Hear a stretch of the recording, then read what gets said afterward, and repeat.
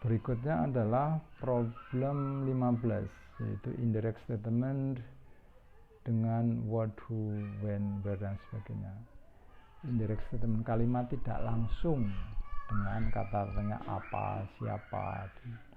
Jadi begini, kalau kita menggunakan kalimatnya begini, saya mau tahu di mana rumahmu, saya mau tahu di mana, saya perlu informasi di mana rumahmu. Saya fokus pada kata di mana rumahmu. Kata di mana rumahmu itu dalam hal ini adalah kalimat pertanyaan sebenarnya, tetapi dia masuk ke dalam sebuah kalimat menjadi anak kalimat. Nah, sehingga di mana rumahmu itu bukan bentuk pertanyaan. Sehingga kalau di mana rumahmu kan bahasa Inggrisnya gimana? Ada yang bisa? Ya, di mana rumahmu itu tidak, bahasa Inggris tidak menyatakan where is your house, tentu saja tidak, ya tidak lazim, tapi where do you live. Where do you live itu konteksnya di mana kamu tinggal. Itu kalau di Indonesia sering sama dengan di mana rumahmu. Kalau bercandanya, kalau ditanya rumahnya di mana, ya jawab aja tidak saya bawa, saya tinggal di rumah. Jadi di mana rumahmu. Kata di mana rumahmu itu kalau kalimat dia berdiri sendiri kalimat langsung, maka akan where do you live, right? If it stands alone as a sentence and direct sentence, maka for example she asked me, tanda petik, where do you live. She asked me, tanda petik, where do you live. Kalimatnya tanya, where do you live, kalimat tanya. Tapi kalau kita mengatakan kalimatnya itu kalimat tidak langsung, indirect statement tadi, maka kalimatnya adalah ia bertanya di mana rumahku. Kalau tidak langsung ya, di mana rumahku.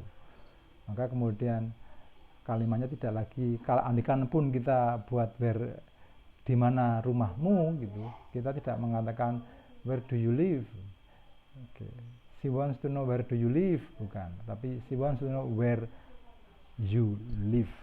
Tidak boleh kalimat tanya where do you live, tapi menjadi kalimat positif menjadi where you live. Kalau diubah ke saya berarti where I live.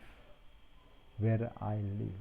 Jadi kalimat tanya yang masuk ke dalam sebuah kalimat yang lain menjadi anak kalimat, maka dia berubah menjadi kalimat positif.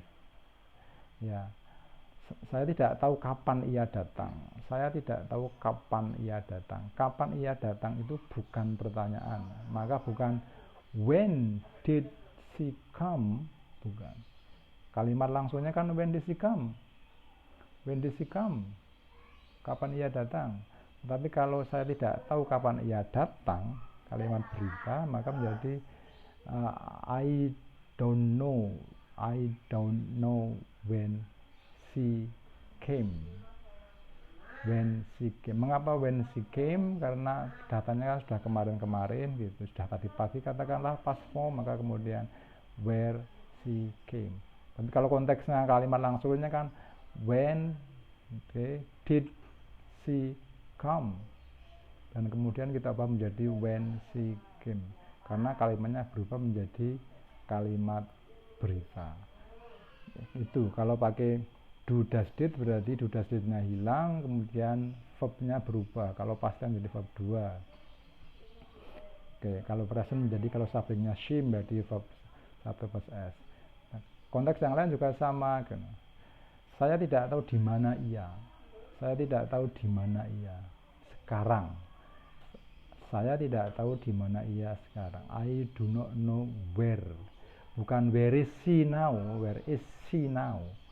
Kita tidak mengatakan I do not know where is she now, tetapi menjadi kalimat positif. I do not know where he is now. Where he is now, or where she is now.